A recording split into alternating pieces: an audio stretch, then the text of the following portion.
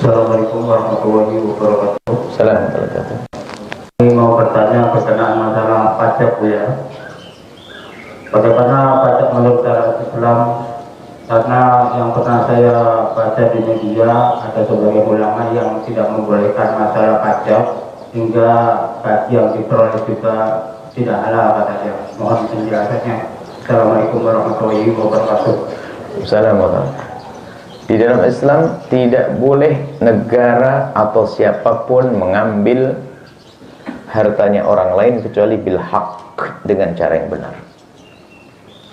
Yang bisa diambil oleh negara dari hartanya rakyat adalah kewajiban membayar zakat. Kewajiban membayar zakat. Dan tidak ada lagi kewajiban seperti itu kecuali untuk ijtihadnya Sayyidina Umar bin Khattab, karena mendesaknya negara di saat perang atau apa, melawan apa, perlu dana, maka menghimbau kepada rakyat untuk bisa mendermakan hartanya, dipungut dari hartanya untuk perjuangan. Selebihnya nggak diperkenankan kita mengambil. Seperti itu aslinya. Hanya kalau Anda tidak bayar zakat, masuk penjara nanti. Tidak bayar apa? Pajak. Karena Anda hidup di negara yang undang-undangnya juga bermacam-macam, Anda harus mengikuti. Biarpun semestinya tidak ada namanya kewajiban beragama dan kewajiban bernegara. Akan tapi seharusnya ditata dengan adil. Jangan sampai umat Islam itu yang sudah bayar zakat masih kena pajak. Memang ada di dalam Islam itu ada upeti jizyah yang harus dibayar oleh orang kafir. Itu orang kafir harus membayar jizyah di saat hidup di tengah kaum muslimin.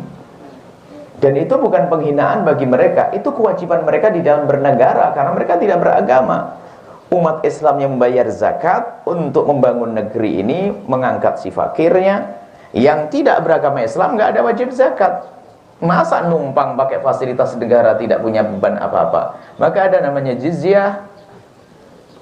Cuman di luar Islam sana membaca jizyah itu adalah penghinaan, upeti. Bayangannya upetinya orang kafir dulu. Di dalam Islam yang namanya jizyah itu adalah tidak akan lebih dari zakat. Dan orang fakir tidak wajib bayar jizyah. Orang kafir yang fakir tidak wajib bayar jizyah. Dan urusan jizyah tidak lebih tinggi dari urusan zakat. Tetap adil Islam itu. Bahkan kalau zakat, negara, presiden, pemerintah tidak boleh membebaskannya. Misalnya apa? Karena Pak Presidennya baik sama Pak Haji, yang kaya hari ini bebas bayar zakat, nggak ada. Tapi kalau urusan jizyah masih bisa. Jadi tetap lebih gampang urusan jizyah kalau orang paham Islam. Aslinya kalau Islam tuh bener nggak pakai namanya pajak. Nggak pakai namanya pajak. Kalau Islam tuh bener ditata, ya pengambilan dana secara, anggap saja dana kebersamaan dipungut dari orang-orang yang mampu, tabarruk, sedekah dirapikan, zakat dirapikan. Oh, sekarang urusan zakat saja katanya di sebuah perintah fitrahnya sampai bulan haji belum dibagi. Gimana dari ya, ini cerita katanya. Semoga itu bohong. Ini gimana mau percaya? Bukan kita senang dengan urusan kenegaraan. Ini zakat fitrah ditunggu oleh orang fakir di hari raya Idul Fitri. Rupanya masih ada di pendopo. Nah, pendopo mana? Sampai ini adalah bagaimana bisa dipercaya urusan yang lebih gede lagi.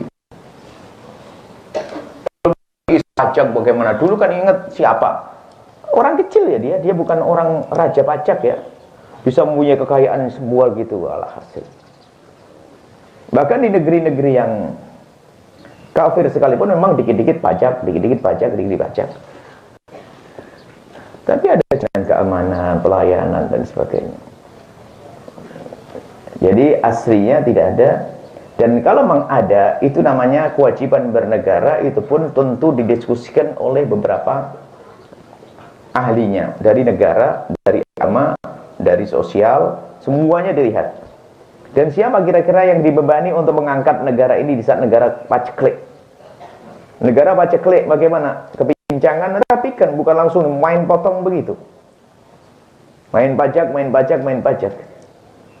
Zakat itu kan lihat, zakat itu rata-rata zakat ini kan 2,5%, 5% adalah sampai 10% adalah zakat pertanian. Selebihnya adalah rata-rata 2,5%. 2,5% itu.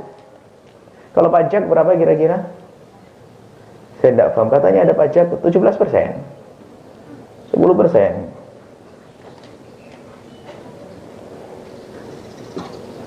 Semoga Allah mengampuni. Ya. Jadi di dalam Islam aslinya tidak ada hal yang semacam itu dengan cara seperti itu. Cuman karena Anda ikut di negeri semacam itu, ya mau tidak patuh. Kalau tidak, ada di penjara. Kalau pengen aman, Anda pindah dari Indonesia Raya. Nah, ini repot. Makanya semoga ada perubahan nanti. Perubahan. Kalau diberdayakan ini, hartanya orang kaya, dermawan, investasinya negara. Kekayaan-kekayaan negara, zakat diramut dengan rapi. Itu akan cukup, akan terentaskan kemiskinan. Wallahu a'lam bishawab.